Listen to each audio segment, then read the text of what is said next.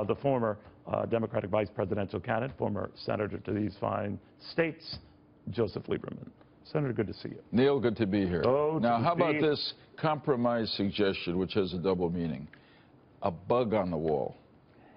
Well, you know, in the post-Watergate world, we don't like that. You know, I thought of that too. Yeah, but I rejected it. So And the irony would be if you, let's say you could talk to the bug or the fly. Yeah. What if it doesn't speak English? Yeah. And then, oh my God. How do you know that? Very good point. See? Very good point. These are the things I think of, Senator, when you had a very little sleep over the course of an election week.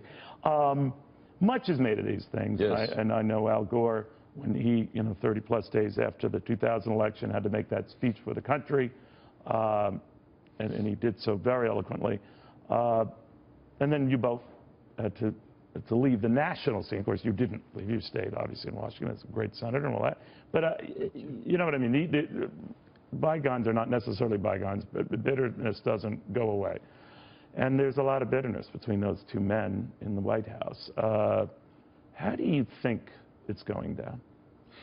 So I think my guess is it's going down well, and I think it's because we've had these three leadership examples right after the election. President-elect Trump gave a very gracious speech, Secretary Clinton, same, and then President Obama.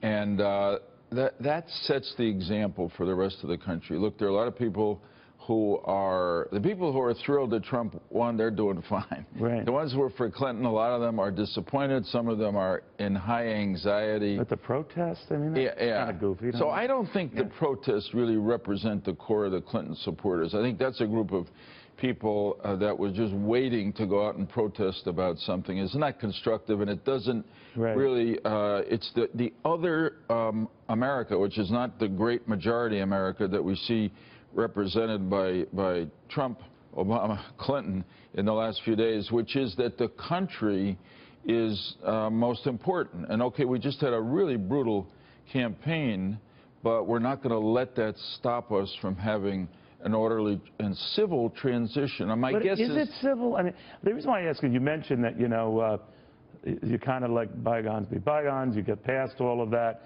To me, it reminds you of professional wrestling, right? I mean, everything is all staged and the heat and all of that, and then afterwards they shake hands and say, all right, see you tomorrow. I'm not meaning to trivialize it here, but I am saying, how much do we believe? Yeah, so I believe to this, and I would analogize it to a sports event where two teams compete vigorously, football, basketball, baseball, whatever. And then at the end, they line up and shake hands and maybe even give each other a hug. I like my professional wrestling one better. Yeah, because I'm trying to make the... You're trying to be diplomatic and adults, I'm trying and I drag you back. I'm trying to raise up the candidates and all. But to the point, Senator, how both sides, in a way, have to bring America back after a nasty election. They do. Sometimes it's easier, so bitterness doesn't go away. Right.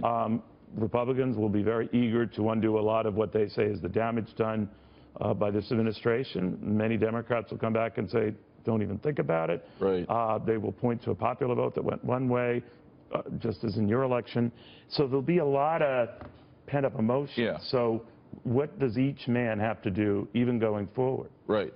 So obviously there are big disagreements between President Obama and President-elect Trump on policy, and we have to expect that President Trump will follow through on the promises that he made for change. But right now, the most important thing is put the country first, mutual respect, and frankly, something we didn't see throughout the campaign, which is civility in relationships. And I think that's probably what's happening inside the Oval Office now. Good luck. Good luck.